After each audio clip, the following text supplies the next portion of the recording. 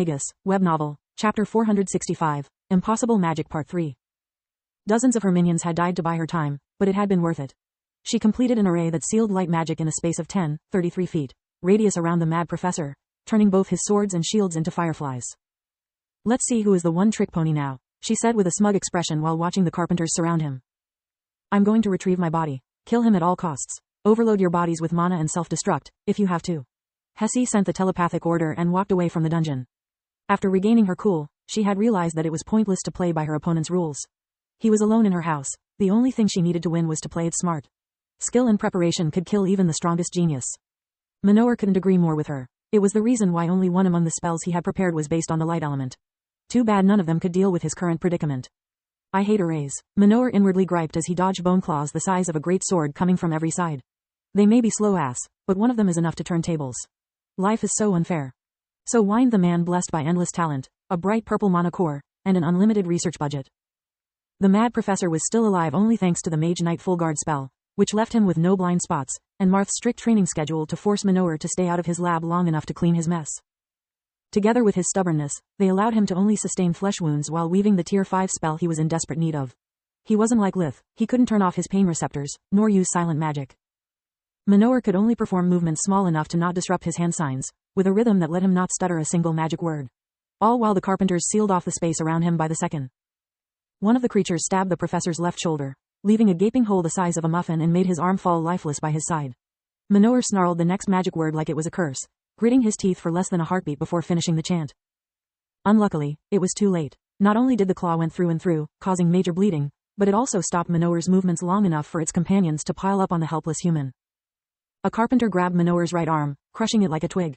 Another used its clawed hand to stab his chest, and then it finally happened. The mad professor's shadow came to life, taking the form of a blue-eyed colossus.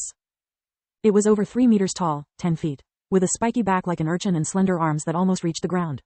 Its hands had 4 fingers, each one as long and sharp as a blade. It had no legs. The lower part of its body was just a thin line connected to Manohar's. It was Balkor's Tier 5 personal spell, Death Ruler, which Manohar had reverse-engineered after reading the God of Death's notes found in one of his old labs. The mad professor's body had fallen limp not because of the wound, but because his mind had left his physical shell. The Death Ruler freed his human body by ripping to shreds the nearest carpenters with its claws. The pieces tried to reassemble themselves, but the darkness energies poisoning them spread like a plague, turning them into rotten flesh.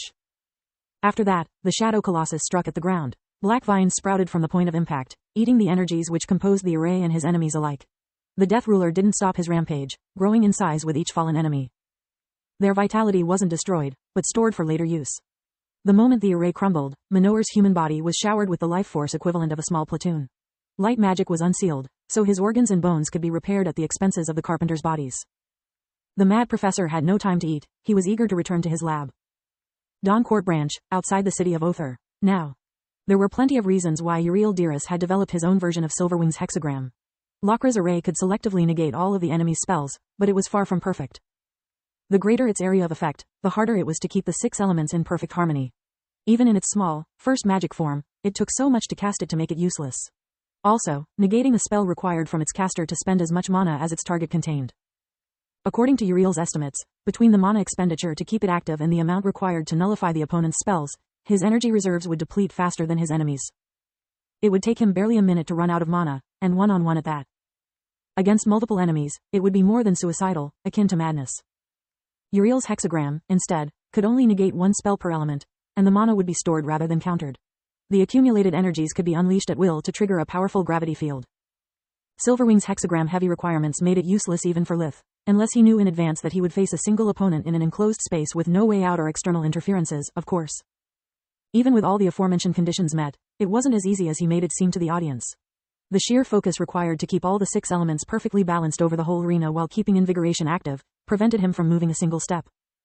Yet without his gatekeeper in his armor, he wasn't confident of being able to defeat an opponent with endless stamina and unknown skills. If even Exalver had forced him to use fusion magic, there was no telling how strong a real vampire could be. Zarin released several streams of lightning and it took Lith a full invigoration breath to negate them all. Lith's fingers twirled in the air as the sand obeyed his command and sealed the vampire's limbs. The grains of sand stuck to each other turning back into stone, yet Zarin was able to break free by consuming a good chunk of his blood core. It didn't simply enhance his strength, it made him shapeshift into a giant hybrid between a human and a bat. The creature was 2.5 meters, 8 feet 2 inches, meters tall, with membranous wings connecting his hands to his hips. 10 centimeters long razor-sharp talons replaced his nails as a thick dark brown fur as hard as steel covered the rest of his body. His open mouth was now bigger than Lith's head, with fangs long as short swords. A single flap of his wings let Zarin take the sky and escape from the sand's grip. This explains his horrible taste in clothes, Lith thought while weaving multiple spells at once. Zarin was circling above his head like a shark around its prey. Fighting on the ground without magic is a lost cause. I must strike from above fast enough to escape from his spells and force him to move. Without the array, he's just a human.